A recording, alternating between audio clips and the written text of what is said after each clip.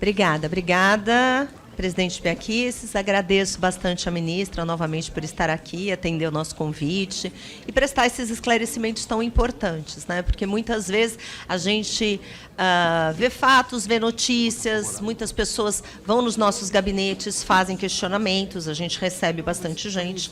E eu vou me ater, ministra, a um requerimento específico que eu fiz vários requerimentos, eu até brinquei quando eu a conheci, que eu sou rainha de requerimento de informação, né, em todos os aspectos, eu sou aquela chata que quer saber, mas por isso que eu agradeço a presença, mas eu vou me ater à questão da compra de insulina rápida, né?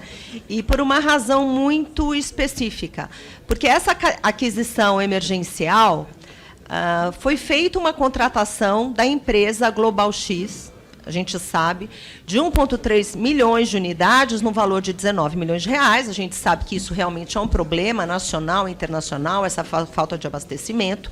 Só que algumas questões chamaram atenção, e por isso que eu mandei o requerimento de informação, e em que pesa a escassez do produto e a incapacidade de suprimento dessa demanda, causou estranheza o fato da empresa Global X ter um preço significativamente inferior ao praticado no mercado. Quem conhece um pouco de economia sabe que se está faltando produto, o preço sobe, o preço não cai. Então, esse questionamento chama atenção, porque a gente não está falando de um preço similar um pouco mais baixo. A gente está falando de um preço muito mais baixo. Então, essa é a primeira questão. A outra também questão que chamou atenção é que tinha uma outra empresa, que é a Novo Nordisk, que já era fornecedora regular do Ministério da Saúde para fornecimento de insulina, mas ela foi desclassificada porque ela não atendia um prazo de 60 dias. Parece que o prazo dela era 6 dias a mais, 8 dias a mais. Então, ela foi desclassificada por essa razão. E a empresa Global X, que não tem representante no Brasil, que, inclusive, é uma intermediadora, e o seu Fred Rabat, ele é um conhecido importador de relógios de luxo, ele foi investigado na época do Covid, ele que está à frente da Global X, que não tem representante no Brasil, e essa empresa, ele nunca produziu insulina, então a gente não sabe nem se essa empresa que ele representa, essa empresa Gan e Lee, que é uma produtora de insulina, que a Global X comercializa, também não tem representante. Então, a minha pergunta é por que foi feita uma escolha por uma empresa que tem histórico problemático de investigação, 2, por uma empresa que nunca produziu insulina, que a gente não sabe, então eu quero saber se foi teve preço comparado, e não tinha registro na Anvisa. Isso também chamou muita atenção. Então, a minha pergunta, eu acho que são duas perguntas, só para a gente colocar foco nas perguntas também, que eu sei que o tempo é bem escasso. Se o Ministério da Saúde avaliou todos esses pontos antes da contratação, se avaliou, por que optou pela contratação da Global X, com todos esses alertas indicando que não era o melhor caminho, lembrando que tinha uma outra empresa apta a fornecer a insulina, já conhecida, já fornecedora, e o que a gente apurou e o que as pessoas falam, que esses produtos que foram contratados pela Global X com a desculpa do prazo, ainda não foi entregue. Então, 1 mês de atraso. Então, eu queria saber se a senhora confirma essa informação, se procede, se não procede, e se tiver procedência, quais são as providências que estão sendo tomadas.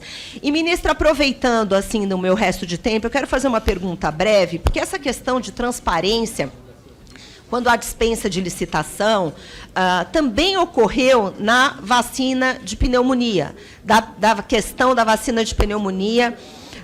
Teve mudança radical de orientação da Conitec para a incorporação de vacinas. Eu queria que a senhora falasse um pouco sobre isso, porque também aconteceu uma situação similar com a vacina Pfizer, que já tinha sido aprovada na Conitec o ano passado, teve consulta pública, em 2023 mudou radicalmente e contratou agora Manguinhos Fiocruz, mesmo que existisse outra mais barata, também boa. Então, eu queria saber se há uma orientação específica para o Ministério para dar preferência à produção de vacina estatal, se há, mesmo que, como é que fica a questão do preço, porque a gente tem que pensar no interesse público. Então, eu gostaria que a senhora esclarecesse essas duas questões para a gente. Muito obrigada.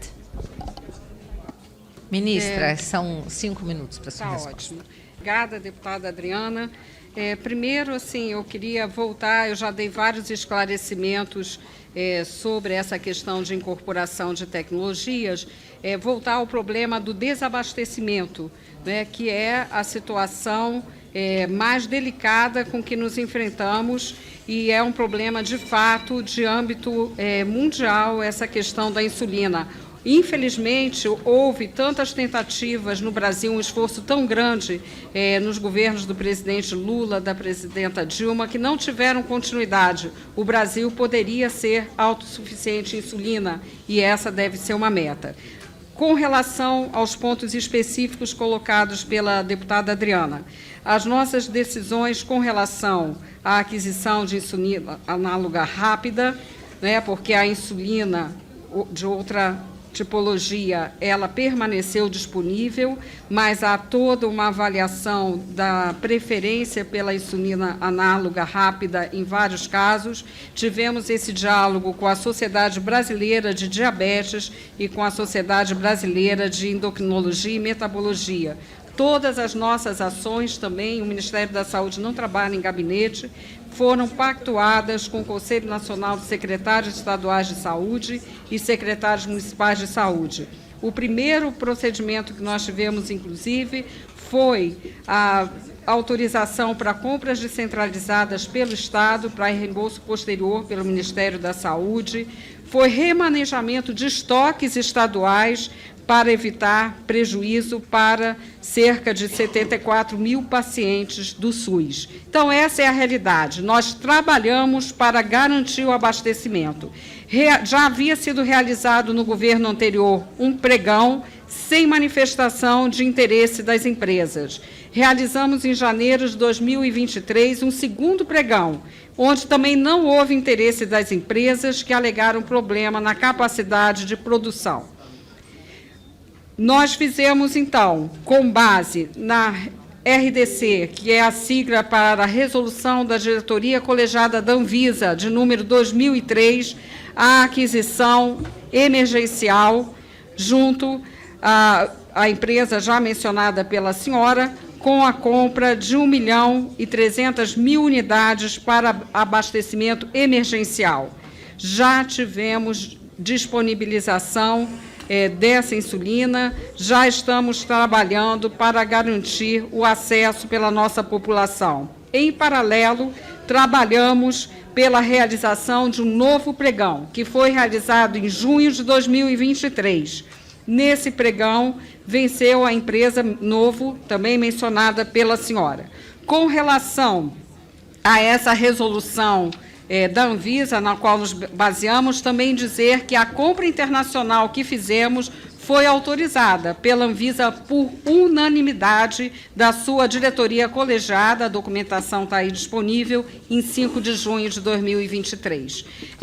Queria só especificar um pouco quais são os critérios, que eu acho que é importante isso, dessa decisão da Anvisa. Indisponibilidade no mercado nacional, declaração, que foi o nosso caso, declaração de emergências de saúde pública, imunobiológicos que integram o fundo rotatório da Organização Pan-Americana de Saúde, doações de organismos internacionais. Então, nesses casos está previsto, o nosso caso é o caso de indisponibilidade no mercado nacional.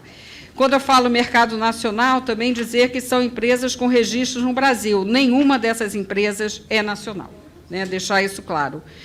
E também, eu acho que é o momento de pensarmos, né, de que o Brasil está atrasado em relação à China, que é objeto de constantes questionamentos quando se trata de aquisição de medicamentos e vacinas, a Índia, eu acabo de ver reunião dos ministros de saúde dos BRICS, e a Coreia. Então, o que nós precisamos fazer, a meu ver, é uma pactuação para fortalecer o nosso complexo econômico e industrial da saúde, para reduzir essa dependência. Enquanto, qual é o critério prioritário do Ministério da Saúde, até em relação à questão também colocada de vacina para a pneumonia? A nossa orientação central é garantir o acesso.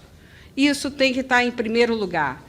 mas, ao mesmo tempo, temos que trabalhar, sim, para o fortalecimento do complexo econômico-industrial da saúde, de modo a garantir que não vivamos situações como essa da insulina, da imunoglobulina, de tantos outros medicamentos.